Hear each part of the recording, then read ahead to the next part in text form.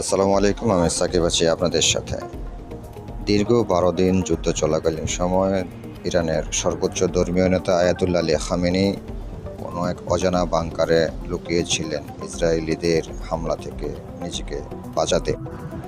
তবে রাষ্ট্রীয় এক টেলিভিশন বার্তায় ১২ দিনের এই সংঘাতে ইরান বিজয়ী হয়েছে ঘোষণা করে এবং ইসরায়েলকে চূর্ণ বিচূর্ণ করে দেওয়া হয়েছে বলে তিনি ইরান ইসরায়েল যুদ্ধের পর তার এই বার্তা গত বৃহস্পতিবার টেলিভিশনে প্রথম সম্প্রচারিত হয়।